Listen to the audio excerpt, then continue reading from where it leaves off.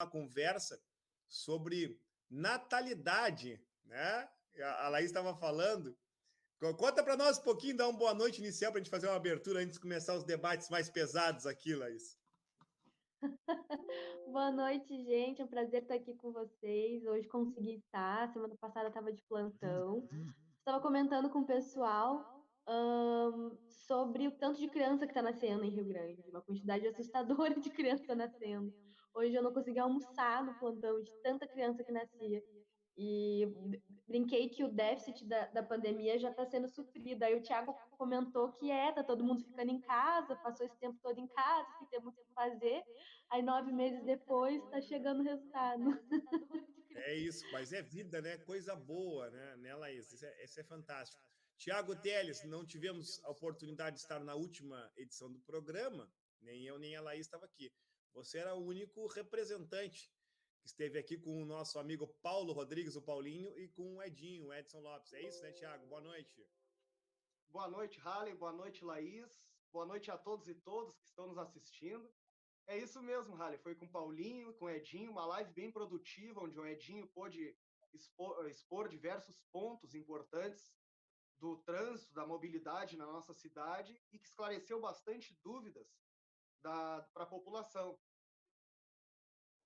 Então é isso. Eu quero aqui iniciar o nosso debate pelo primeiro tema, registrando aqui a passagem do Leonel Simões.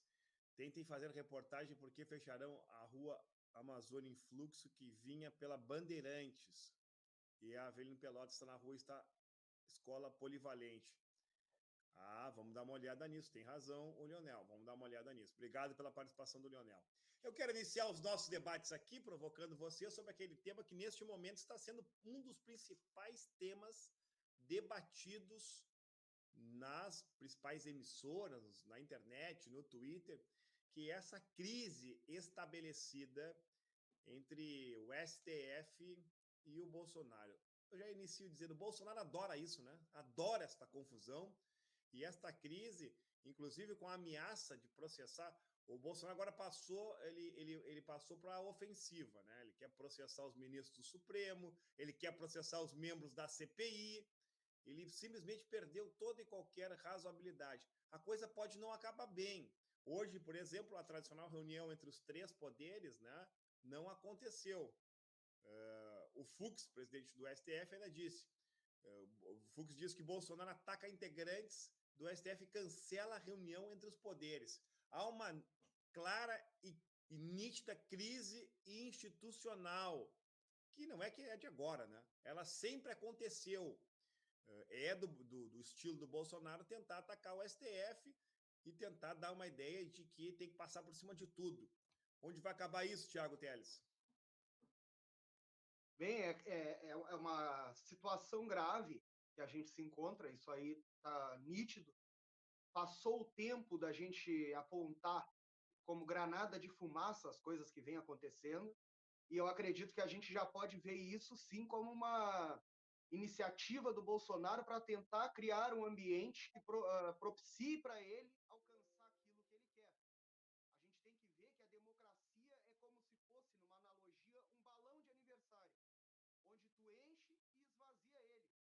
Só que no momento que tu começar a encher demais, vai chegar o ponto em que o balão vai estourar. E o Bolsonaro elevou a um nível esses ataques, essas brigas com os outros poderes, essa tensão, onde a gente não sabe aonde vai ser esse ponto de ruptura, se vai ocorrer ou não. Nós estamos em um local hoje onde a gente ainda não habitou. E esse é o maior risco. Esse choque entre os poderes, Bolsonaro ataca, STF contra-ataca, e a Câmara se posiciona de um lado, tenta acalmar, isso aí vai nos levar a um local, a um ponto sem volta, onde vai prejudicar toda a população, ou a gente vai conseguir parar isso, o que eu acho que não vai acontecer. É uma situação absolutamente inusitada. Eu estou aqui com a reportagem, inclusive, tentar compartilhar aqui na tela. Bolsonaro acusa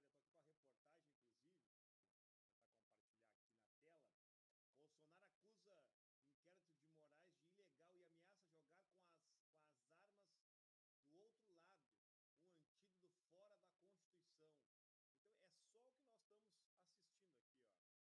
Aqui, ó, acusa inquérito de Moraes.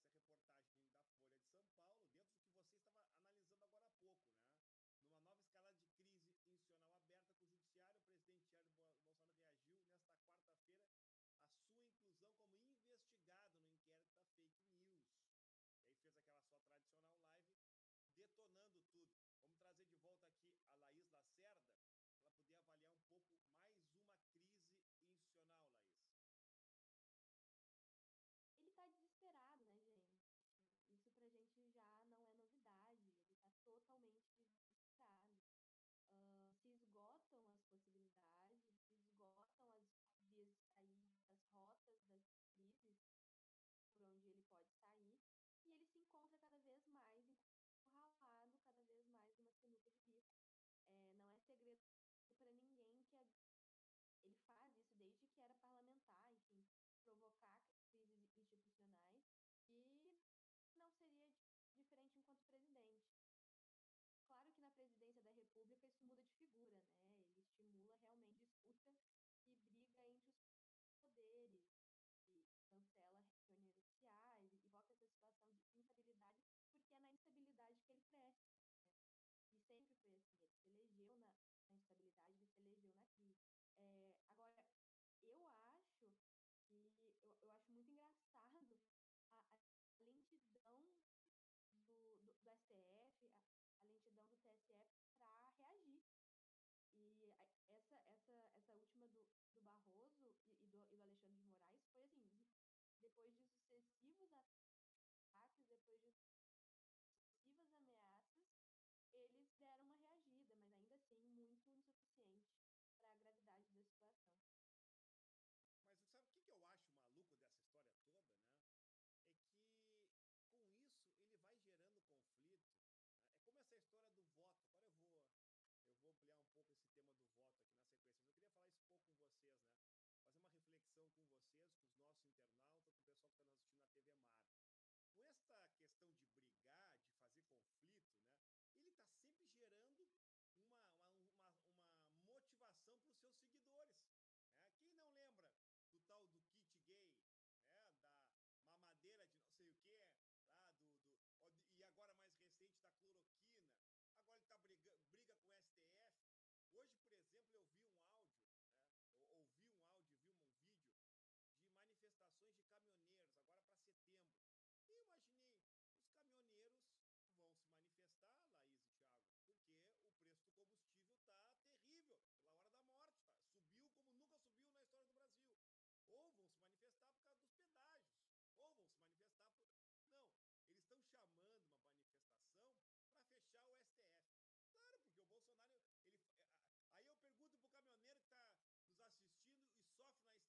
Aí eu pergunto pro caminhoneiro que está nos assistindo e sofre na estrada, será que o problema dele hoje com o combustível tem alguma coisa a ver com o STF? Né? E aí essas mentiras, essas fake news vão sendo alimentadas. Quer ver uma coisa?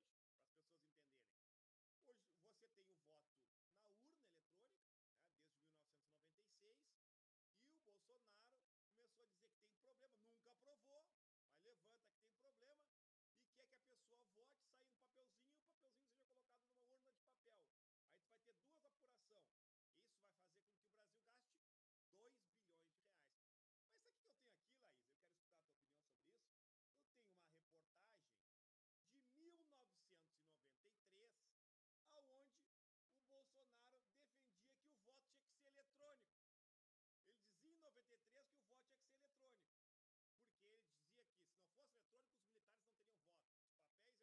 Os papéis iam acabar. Se fosse impresso, o papel não ia ter os votos, iam roubar os votos dos militares.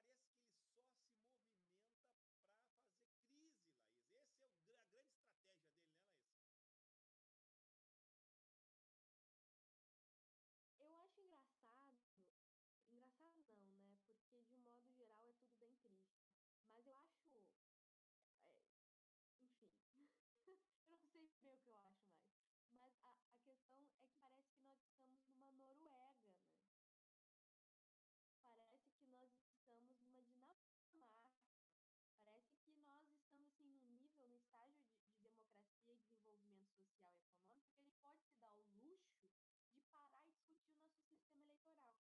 Em primeiro lugar, que é um sistema eleitoral que dá certo, então não existe motivo de ser rediscutido.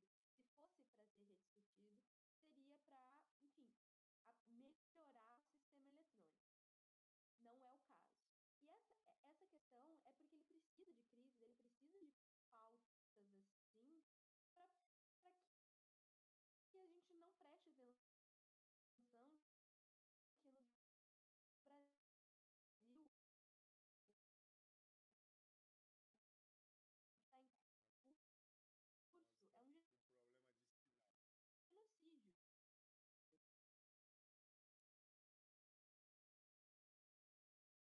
Tiago Teles, dando continuidade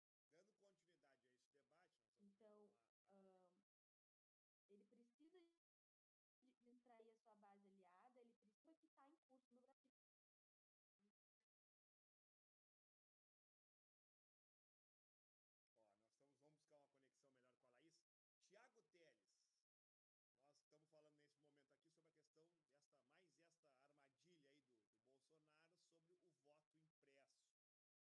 E estamos com essa notícia que é notícia quente de minutos atrás, 7 minutos atrás. Comissão especial rejeita parecer sobre voto impresso. Até como o Centrão tomou conta do governo, se achava que com os votos do Centrão ele pudesse emplacar essa loucura aí que vai custar 2 bilhões de reais para os brasileiros. Mas parece que na comissão não passou. Vai ser derrotado, Thiago? Não, com certeza vai ser derrotado. Com certeza o Bolsonaro não vai conseguir passar essa ideia louca de criar um voto impresso onde não é necessário um voto impresso. Eles apontam a urna eletrônica como um atraso, porém a urna eletrônica, na verdade, ela foi um grande avanço para a época em que ela foi desenvolvida, que até nos dias atuais ela continua sendo um grande avanço. O avanço para aquela época ainda é um avanço hoje. E assim, o Bolsonaro ele vive num mundo onde é o puro fascismo, onde o chefe dos fascistas, o líder dos fascistas, vê apenas aquilo que ele quer e aponta o povo, a minoria que apoia ele. Eu até gostei, Halle, de ter tocado nesse ponto, porque eu trouxe só um trechinho do livro do Humberto Eco, Fascismo Eterno, onde as pessoas vão identificar o que a gente vive hoje. Onde ele diz, em nosso futuro, desenha-se um populismo qualitativo, de TV ou internet, no qual a resposta emocional de um grupo selecionado de cidadãos pode ser apresentada e aceita como a voz do povo. E isso é o que o Bolsonaro faz. Ele pega aquele grupo pequeno de pessoas que apoia ele, apoia as atividades, as atitudes e o pensamento dele, e trata aquele pequeno grupo como povo. Como hoje, na própria live dele, ele apresentou uma pesquisa da Jovem Pan que mostra que 97% da população aprova o voto impresso. O que é uma mentira, e acredito que vai ser investigado pelo TSE nos próximos dias, essa pesquisa também. Então, é como tu diz, é um caminho que ele está tomando, onde ninguém está querendo tomar, a não ser aqueles que têm esse mesmo pensamento que ele.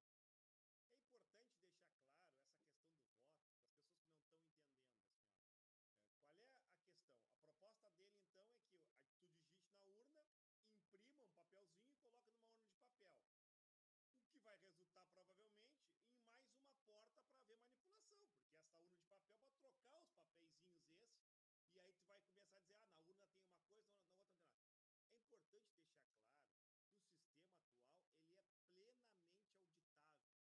No início das eleições, você abre a urna e imprime um documento chamado zerésima, onde mostra ali que não há nenhum voto naquela urna. No final do processo, você emite um cupom com a votação daquela urna. E detalhe, a urna não está ligada na internet. Ela é um veículo separado, é uma unidade separada. Esta informação vai para o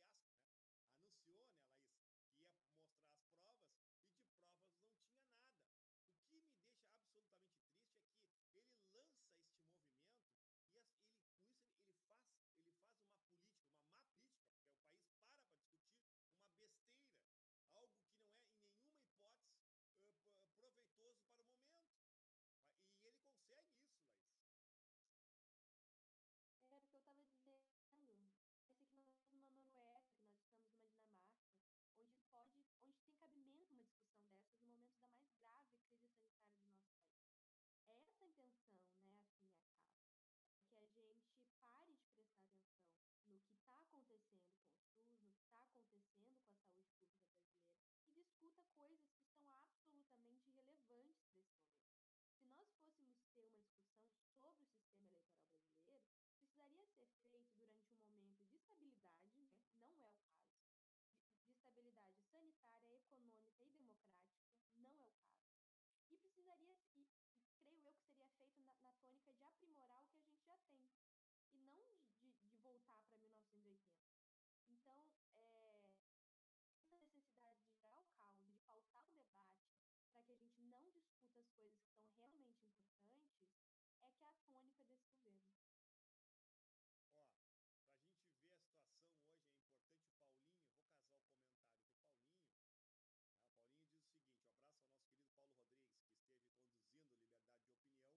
o Paulinho, vou casar o comentário do Paulinho. O Paulinho diz o seguinte: um abraço ao nosso querido Paulo Rodrigues, que esteve conduzindo Liberdade de Opinião na edição de quinta passada. O desafio de Bolsonaro é manter o seu grupo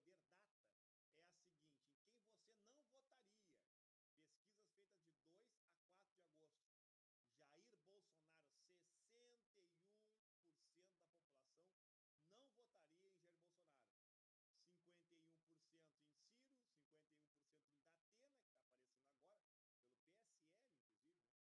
um governo desacreditado. O que o Paulinho fala se reproduz nesta pesquisa que nós estamos colocando aqui, já que nós estamos falando de Bolsonaro. A pergunta, então, aqui do Poder Data é a seguinte: em quem você não votaria? Pesquisas feitas de 2 a 4 de agosto. Jair Bolsonaro, 61% da população não votaria em Jair Bolsonaro. 51% em Ciro, 51% em Datena, que está aparecendo agora, pelo PSL, inclusive, né? O Dória tem 48% de rejeição e Lula tem 34%. O 34% é exatamente o que o Paulinho falava, é o eleitor do Bolsonaro. O eleitor do Bolsonaro jamais votaria no Lula e o eleitor do Lula jamais votaria no Bolsonaro. Mas além do eleitor do Lula, outros eleitores também não votariam no Bolsonaro, mostrando um pouco isso que o Paulinho acaba de trabalhar, de informar, e o Paulinho ainda completa aqui, é uma cortina de fumaça, né? A Câmara autoriza as privatizações. Já vamos falar na sequência das privatizações. Mas essa pesquisa mostra de forma bem clara, né, Laís, o quanto Bolsonaro perde apoio popular e, portanto, as estratégias de confusão, de brigar com as instituições, é uma estratégia política para ele tentar se manter no poder, além de ter usado o dinheiro, a boa, a conhecida estratégia, né? Boa não é de maneira nenhuma, mas a triste estratégia, na verdade, de comprar parlamentares e botar o centrão para dentro do governo, né, Laís? Exatamente isso. Ele faz aquilo que ele prometeu em campanha nunca fazer. Faz a cartilha inteira do que ele prometeu não fazer, que é comprar o apoio do Centrão e governar com base em polêmica, que no caso é não governar, né? Uma gestão que é feita de polêmica em polêmica não é uma gestão. E não seria em situação normal, menos ainda numa calamidade pública como é o Covid-19. Falando em calamidade pública, o governo do estado, né, que mudou seus critérios, fez um alerta, que emitiu um alerta. Quero escutar Thiago Telli sobre isso, né, dizendo aqui, ó, 17 avisos. E a nossa região lá tem um aviso também, ó, diversas regiões aqui, ó, Porto Alegre, Caxias do Sul, Cruz Alta, Pelotas, que é a nossa região, né, todas emitindo avisos em relação à questão da pandemia. Tiago, a situação está feia. Enquanto tu avalia, tu tem avaliado bastante esse tema, vou colocar também o card que mostra a situação de Rio Grande aqui.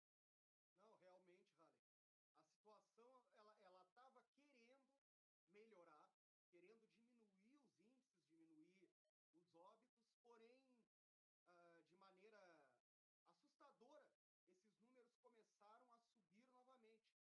Como as pessoas podem ver no card, são 81 pessoas em isolamento.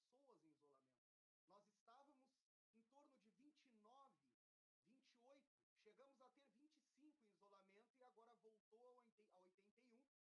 E o caso dos novos casos diários está em 50, o qual a gente tinha chegado a 23 na semana passada. E é isso que assusta, é a falta de controle e também as pessoas que estão se vacinando e saindo para a rua sem uso de máscara, achando que pelo fato de estar vacinado, não vai contrair o vírus. E é muito pelo contrário, mesmo estando vacinado com as 2 doses, que é o que a gente vem falando sempre, corre o risco ainda de se contaminar e contaminar outras pessoas. E é isso que está acrescentando mais registros nos dados de Rio Grande.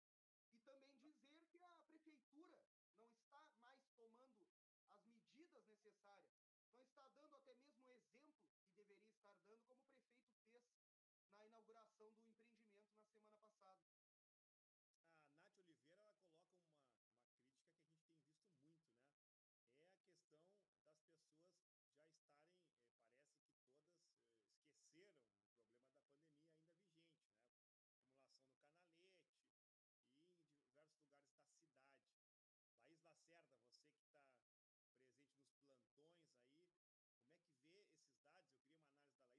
Laís Lacerda, você que está presente nos plantões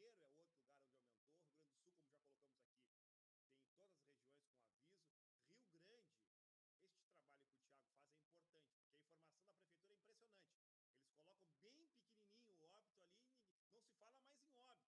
Tu abre aí os principais sites de notícia da cidade, não se fala mais do problema. Mas eu observo, porque todo dia de manhã eu leio lá a publicação lá do Thiago, que há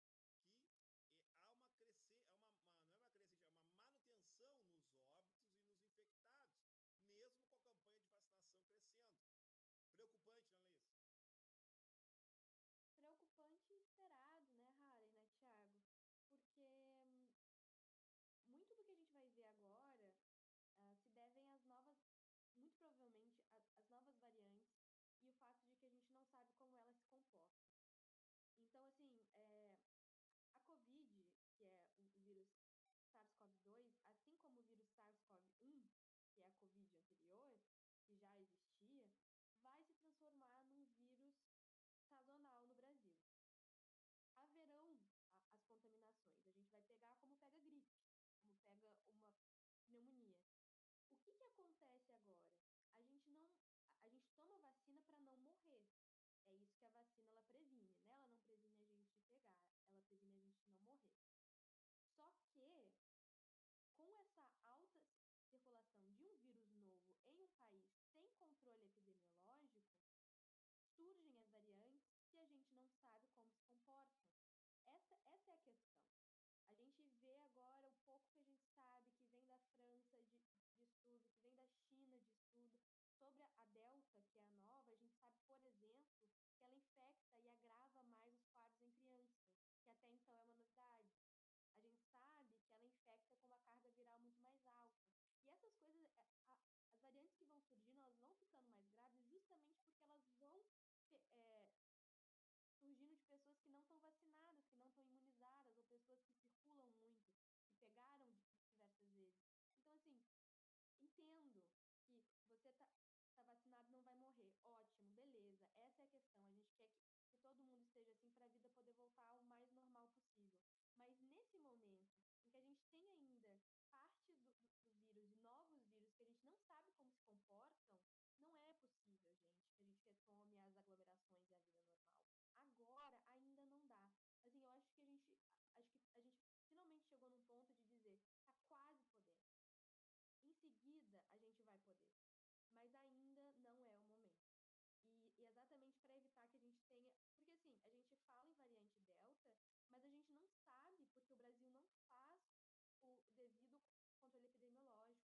A gente não sabe as variantes que tem no Brasil. A gente não sabe as variantes que tem em Rio Grande. A gente só conhece as que vêm de fora.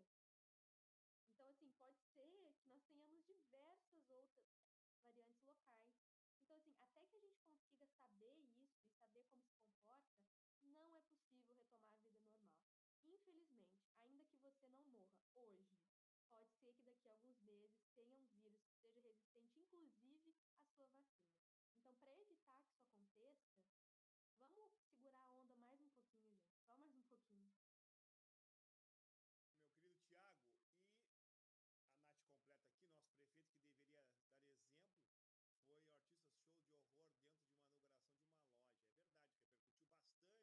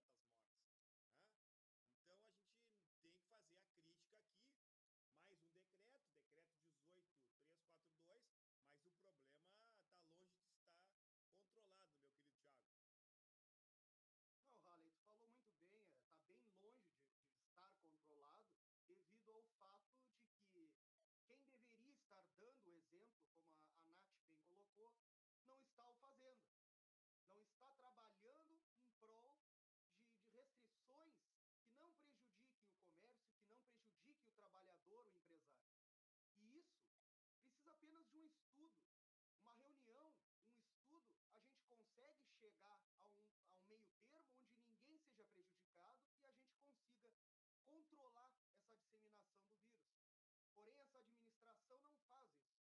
O prefeito ele emite decretos semanais, como esse que apertou mais um pouco para alguns setores, porém, em outro dia ele está sem máscara em alguma foto, em algum evento, não dando exemplo para a população. E aí uma pessoa que é lojista e está sendo afetada, ou foi afetada, nos últimos tempos, pela própria pandemia e as restrições, vê isso como um desacato ao que ela teve que passar. Porque se eu, lojista, tenho que usar máscara, tenho que seguir protocolos, e o chefe do executivo do município não respeita, por que eu também vou ter que respeitar? Por que não houve fiscalização no dia em que ele desrespeitou? Porque os órgãos fiscalizadores não foram até lá cumprir o seu papel. É isso que tem me incomodado bastante, onde algumas pessoas são tratadas de uma maneira e outras de outra maneira. Não acho que deva ser de maneira violenta, que deva ser de maneira agressiva ou truculenta que deva se tratar esses problemas, mas sim com conversa, incentivo, através de diálogo com a comunidade. E isso é o que a gente não tem tido da Prefeitura Municipal nem da Secretaria de Saúde. Não tem havido diálogo com a comunidade do Rio Grande. E um diálogo aberto, onde possa mostrar que há a preocupação do Executivo. E isso a gente não tem. Pessoal, eu quero trazer um novo tema aqui, quando são 21 horas e 30 minutos, edição do Liberdade de Opinião desta quinta-feira, né, nós que estamos ao vivo pela TV Mar, também transmitido pelo YouTube e pelo Facebook, que é o tema das privatizações. Agora há pouco terminou a votação que vai vender uma instituição aí de mais de 200 anos, os Correios do Brasil, né? Aliás, um tema que vai acabar na justiça, porque ainda a Constituição prevê lá que o Correio, o Estado, deve se prestar à questão postal, né? Está previsto isso na Constituição, mas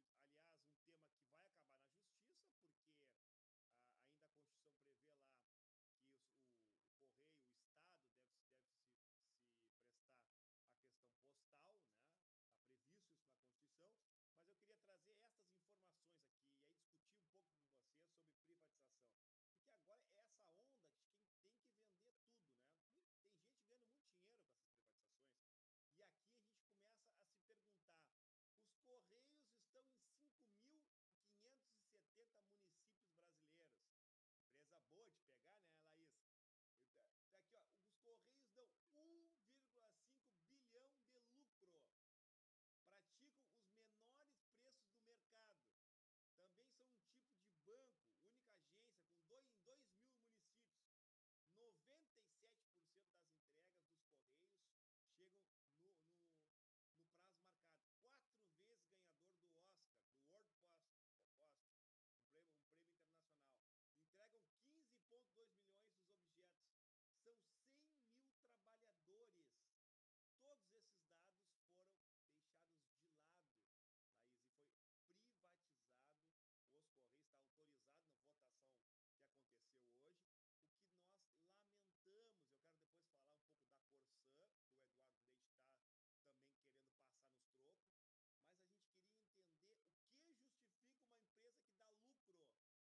Quem é que não vai querer um filé desse, Thiago? Quem não vai querer pegar e ganhar dinheiro com 5 mil municípios instalados aí? Só que aí o cidadão tem que ficar atento, né? O cidadão que hoje sofre, por exemplo, com telefonia móvel, né, que não funciona, liga lá para o 0800, fica pendurado no 0800. O cidadão que tem uma assinatura, às vezes, de TV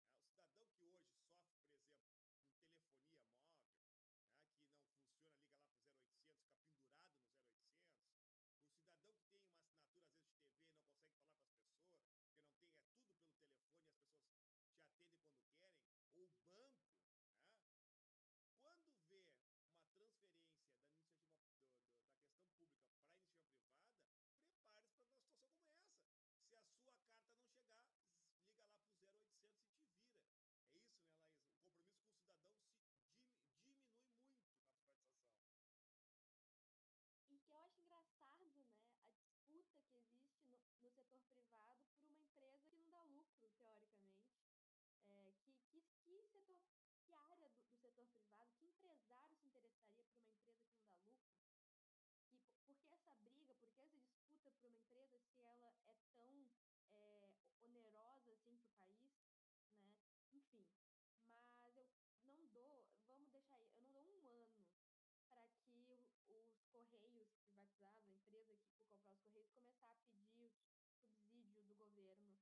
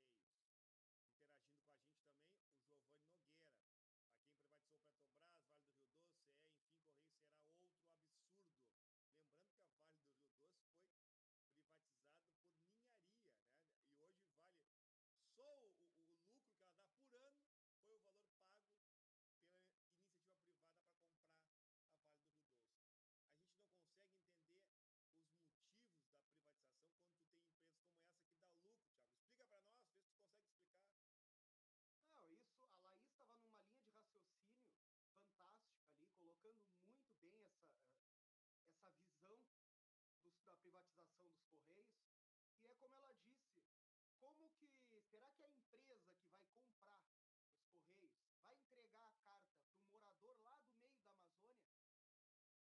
Porque os Correios fazem esse trabalho. Os Correios entregam para todo o país. E os Correios só é os Correios porque é uma estatal. E uma empresa privada não vai conseguir fazer com que os Correios se tornem, ou mantenha, melhor dizendo, o que ele é hoje. E isso aí interessa apenas a eles, né?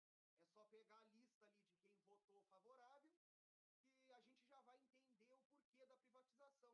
São interesses escondidos, os quais muitos vão sair ganhando com isso. E como tu tocou na privatização, na possível privatização da Corsã, a qual a gente vai lutar muito para que não ocorra, e se ocorrer, é o que eu venho falando sempre, que é um estelionato eleitoral, que o Eduardo Leite estará fazendo isso apenas para agradar os empresários que têm interesse na Corsã e tentar se eleger numa possível candidatura aí a eu não sei o quê, porque acredito que Eduardo Leite nem figura nas próximas eleições. Infelizmente, e Laís, a gente perdeu os Correios, tomara que isso consiga se reverter, não sei se tem como, mas é muito triste para o nosso país perder uma estatal tão importante e histórica para a nossa população. É importante, este tema da Corsã foi objeto de um debate que acabou sendo propiciado por um requerimento da vereadora Denise Marques,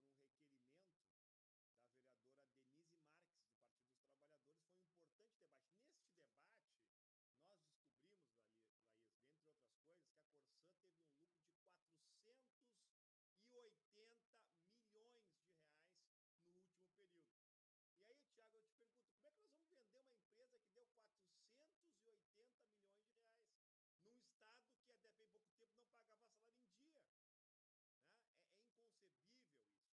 Fora isso, a cidade do Rio Grande vai ter um grande debate a se fazer, que é o debate sobre a autorização para a privatização, que nós entendemos que o prefeito não pode dar um canetaço. O que vai acontecer? O Eduardo Leite vai passar na Assembleia Legislativa, só que nós de Rio Grande temos um contrato assinado na gestão passada com uma série de garantias.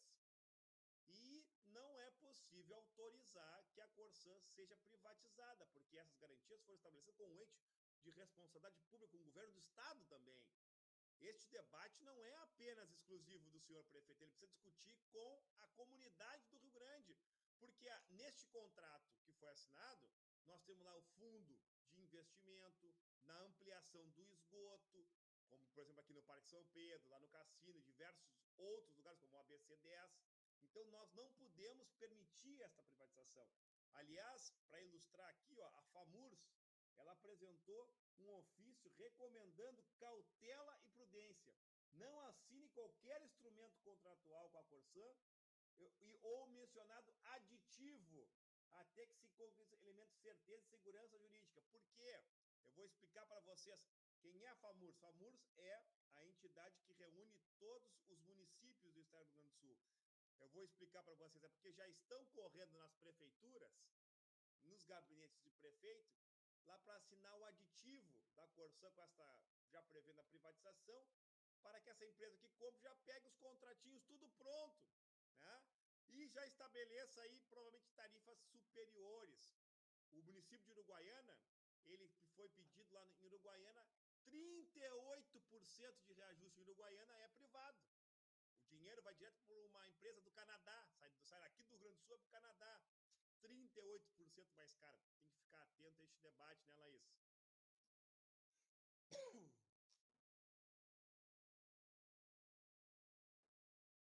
Tiago Teles, me socorra neste debate. A internet, acho que a da Laís está meio ruim, estão tentando boicotar ela, mas acho que ela voltou, só está sem áudio.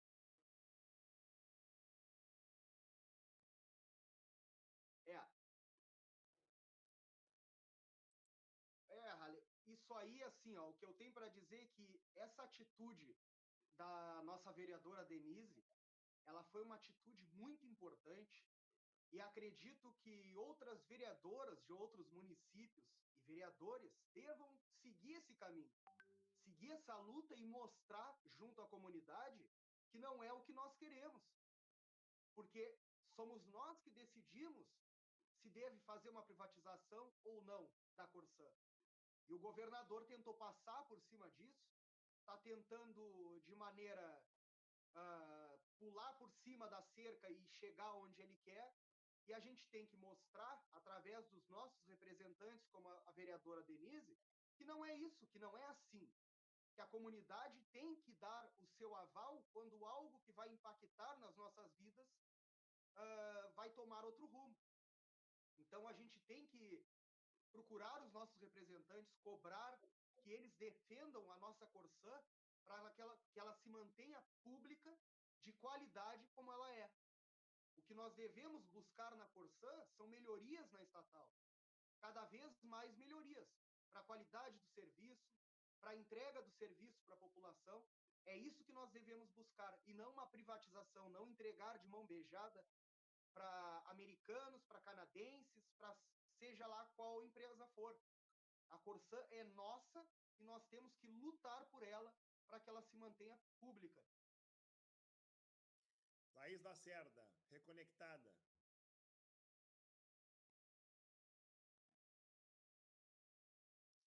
O teu áudio não está saindo, Laís. Infelizmente, nós não estamos tendo o prazer de te escutar, Laís. Mas colocou muito bem o tema, o Thiago, e aqui tem algumas participações que falam da questão da qualidade da Corsã, né? E colocando, se não presta, tem que privatizar.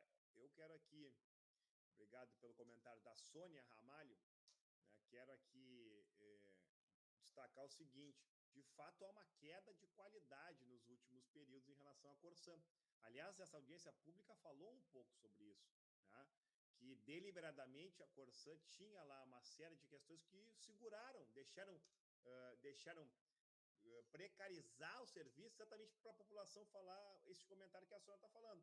Agora, não resta dúvida, Sônia e demais amigos e amigas, de que a Corsã, que tem um interesse público, que atende mais de 300 municípios, é estrategicamente melhor para o município do que qualquer outra empresa privada. Primeiro porque a questão tributária da Corsã, a redução de tributos, faz com que a tarifa não seja o que é, por exemplo, uma tarifa privada. Eu acabei de dar um exemplo lá de Uruguaiana, onde o pedido foi para aumento de 38%, né?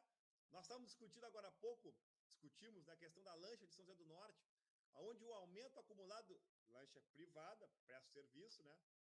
Presta serviço público, foi de quase 72%. Então, assim, e mais, nós sabemos o que faz a lógica da empresa privada, ela só quer saber do lucro, né? E você, isso que eu quero deixar para a Sônia, essa reflexão, neste tipo de serviço não tem concorrência. Tu vai trocar a Corsã por um privado. E o privado não tem concorrente, ele vai querer o lucro, vai querer tirar uma... E tu não tem uma outra empresa que tu possa socorrer. Ainda se tu tivesse a concorrência, é isso que eu acho uma grande contradição. Tu entrega um monopólio público. Aí é uma barbada, né?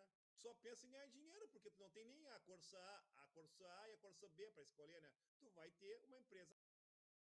vai ter uma empresa só. Laís Lacerda, não sei se recuperou o contato com a gente. Vamos tentar de novo. Consegue me escutar? Agora. Não, eu estava dizendo que é muito engraçado a gente estar tendo essa conversa com uma ilustração ao vivo de como o serviço privado é ruim. A internet mais cara do mundo, eu não consigo terminar uma frase. É verdade. Perfeito exemplo.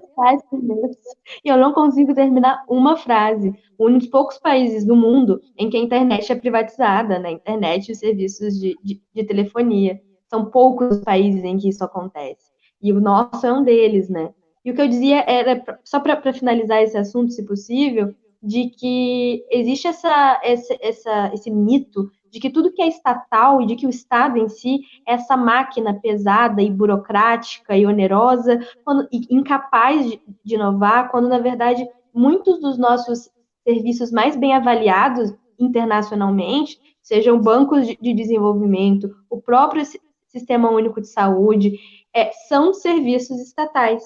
As nossas universidades são federais. O que o Brasil tem de melhor são estatais. Então, isso é um mito que precisa acabar. E se eu puder indicar uma leitura aqui, eu indico os livros da Mariana Mazzucato. Ela é uma economista que, em pouquíssimas páginas, acaba com esse mito. Assim. É muito bom e eu recomendo, porque esse é uma crença que vem destruindo muito do Brasil. É o complexo de vira-lata, né? Que o brasileiro é inferior, que as coisas aqui não funcionam, que o privado que é bom. E aí, quando tu tem o privado, o exemplo da internet é perfeito, né? O privado, cá para nós, quem é que não tem dificuldade com a internet? Quem é que não tem dificuldade com o sistema bancário privado? Só que aí tu não fala com ninguém, aí talvez o fato de não falar com ninguém seja bom, né? Porque tu não te estressa. Mas, Laís, que bom que tu reconectou, porque eu quero a tua opinião sobre este tema, Laís. É a tua área de saúde, a tua área enquanto militante do movimento de mulheres, planos de saúde. É área profissional, que eu quero ser obstetra. Olha só, planos de saúde exigem consentimento do marido para inserção do DIU em mulheres casadas. Em que século estamos, Laís? Que tempos são esses? Explica para mim isso, esse absurdo. É voto impresso, é consentimento para reproduzir. Eu não sei mais onde a gente está parando, né? Esses dias eu ouvi que o Brasil está virando uma Europa, realmente. É fome, miséria, falta de direito reprodutivo, e agora também tem neve. Não escutei. Então é isso, assim, gente. É uma aberração tão grande que até mesmo os médicos, que são uma categoria conservadora historicamente, ficaram estarrecidos. Meus professores ficaram estarrecidos. Os meus colegas ficaram aberrados, porque já não basta nós termos uma legislação tão atrasada no que tange a questão do aborto, legal e seguro. Agora, você querer restringir ainda mais a autonomia reprodutiva de uma mulher a ponto de impedir que ela decida sobre um método contraceptivo que pode ser revertido, nós temos um atraso em relação ao aborto, nós temos um atraso em relação à laqueadura, que você também precisa passar por uma bateria de exames psiquiátricos, você precisa passar, enfim, por uma bateria de avaliações sociais para poder fazer, e agora um método contraceptivo que é reversível, porque você pode tirar o DIU quando você quiser engravidar, agora para isso também você precisa de autorização.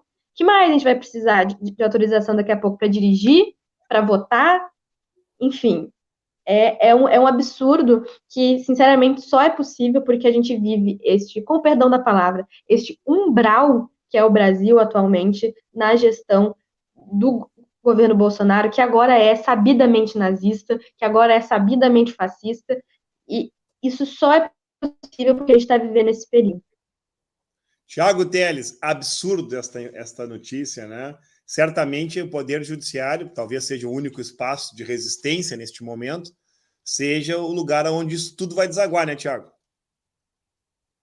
Halley, é difícil. Na verdade, eu, como homem, não sei como falar sobre esse tema, mas, como homem, também tem a obrigação de estar do lado de quem tem que se explicar, tem que lutar contra esse tipo de assunto. Em 2021, a gente estar frente a uma coisa que praticamente bota no homem, no marido, o direito sobre o corpo da mulher, o direito sobre as decisões que uma mulher vai ou não tomar sobre a sua vida. Isso é um absurdo, acredito que seja inconstitucional algo assim. A luta que a mulher vem tendo ao longo dos anos para ter os mesmos direitos, os mesmos acessos, com uma proposta dessa, chega a ser... eu não sei a palavra para descrever isso. É absurdo que as mulheres hoje tenham que abrir um site, abrir uma rede social e se deparar com uma proposta como essa, de o marido ter o direito, ter o consentimento para colocar ou não DIU numa mulher. Isso é um absurdo. Eu até levantei essa questão hoje pensando no comentário da Laís, que acredito que a presença dela é muito importante para nos deslocar para esses tipos de temas, para que a gente tenha a voz nesse sentido. É completamente absurdo que eu já não consigo, como uma colega colocou ali a opinião, eu não consigo expressar a minha opinião concreta sobre isso, porque é repulsivo, é apavorante a gente ver propostas como essa. É aquele caso, o Bolsonaro ele levou o nosso país a um nível que as pessoas hoje pensam que qualquer coisa que elas fizerem não tem problema, porque o nível está lá em cima. O nível da podridão que foi criada, que foi despejada no nosso país está tão alto, tão elevado, que as pessoas acham que qualquer coisa não vai fazer barulho no nosso país. É triste, é muito triste ver isso, com a luta bonita que as mulheres vêm fazendo dia a dia, minuto a minuto, para conseguirem ter os seus direitos reservados. Aqui, uma outra notícia que eu queria pautar com vocês é a questão da ideologia, né? A utilização da ideologia. Não que a ideologia seja algo que a gente tenha que criminalizar. Eu acho que todos nós temos as nossas ideologias e eu não acredito em neutralidade. Para mim, o discurso da neutralidade é o discurso mais cínico, né? Todos nós temos pensamentos, temos convicções, formação e tudo mais. Mas a ideologia do atual governo tem prejudicado por demais o Brasil. E aí eu pego este exemplo aqui. O governo perdeu 74% do fluxo de investimento da China no Brasil. Porque durante quase 3 anos de governo é só briga, combate, problema com a China. Então isso tem resultado em diversos prejuízos econômicos ao nosso país. E eu gosto de ver, é gozado isso, né? Porque o setor empresarial, ele não quer saber dessa questão. A China é um motor hoje. Para que nós tenhamos uma ideia, a China que nas Olimpíadas, no final eu quero falar sobre isso, sobre as Olimpíadas também, a China que subiu no quadro de medalhas, o americano teve que modificar o critério de medalhas para tentar ficar na frente da China, porque a China é inegavelmente hoje uma grande economia da qual nós temos que buscar as parcerias. E essa ideologia está prejudicando por demais o nosso país, né, Thiago?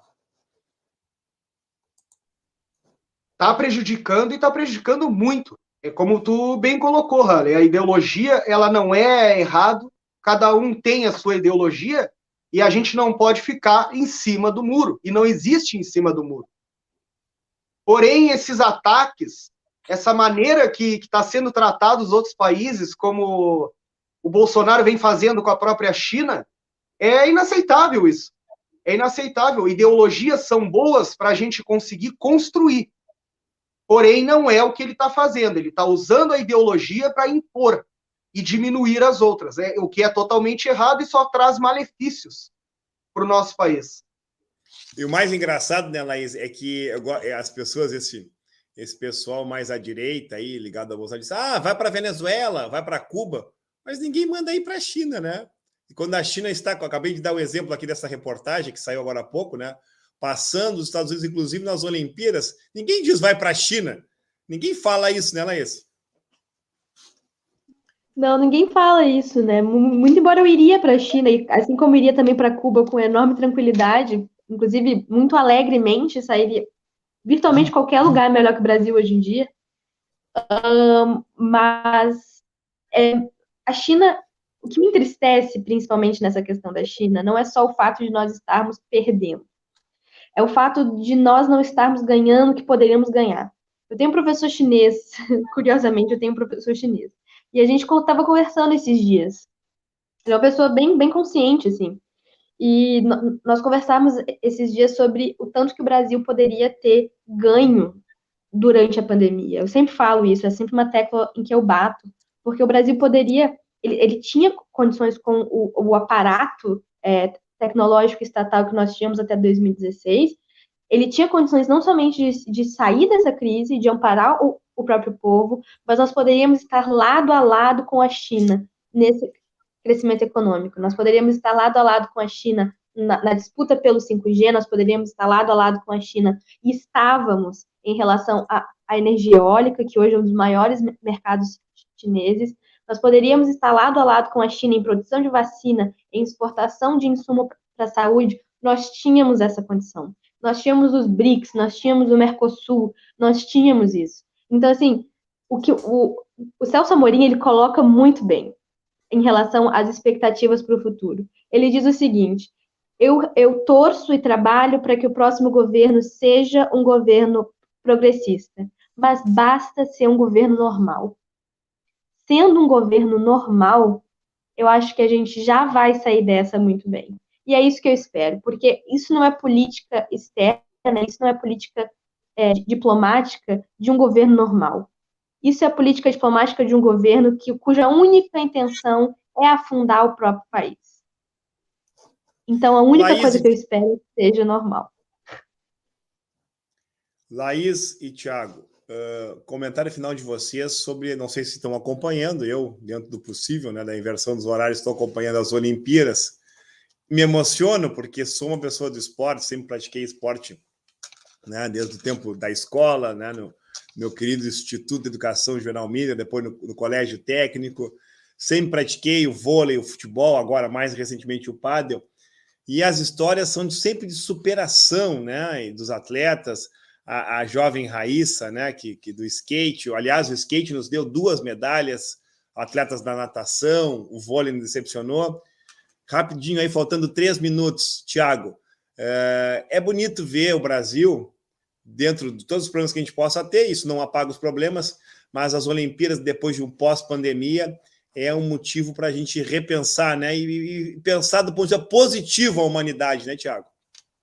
É verdade, Rale, eu tenho acompanhado também as Olimpíadas sempre que posso, e são histórias de superação, como a do skatista de ontem mesmo, que nos trouxe mais uma medalha, e tem uma história linda, e é uma pessoa magnífica, com palavras que emocionaram o país, assim como a Fadinha também emocionou, assim como a Rebeca também emocionou, e cada um vem trazendo a sua história e nos emocionando junto com eles. Para o Brasil, é como se fosse um chazinho para acalmar um pouco o nosso coração nesse momento difícil. Laís, tem acompanhado as emoções das Olimpíadas? Embora não seja uma pessoa do esporte, diferente do Rale, tenho acompanhado sim, acompanhei, me emocionei muito com a medalha da Rebeca, principalmente, porque é impressionante o que o brasileiro faz quando ele tem uma oportunidade, né? Eu acho que as Olimpíadas vieram para nos lembrar o quão fantástico é o povo desse país e o quanto a gente precisa continuar lutando por um Brasil de oportunidades, né? Para aqueles que só precisam de uma chance. O brasileiro ele só precisa de uma chance para vencer, só isso.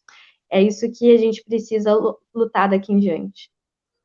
E eu vou deixar aqui a Rebeca também. Eu acho que de todas as histórias, a da Rebeca me emociona bastante também, não só por ser filha de mãe solteira, né? Mãe que criou as suas filhas, como muitos casos no Brasil, ser negra, né? Num esporte, e o depoimento da Daiane me arrepiou, né?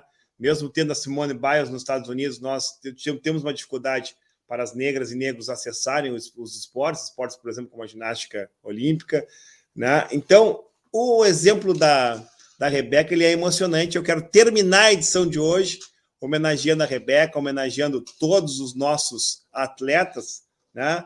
A Fadinha também, todos que nos emocionaram, convidando a todos e todas a voltarem na nossa próxima edição do Liberdade de Opinião.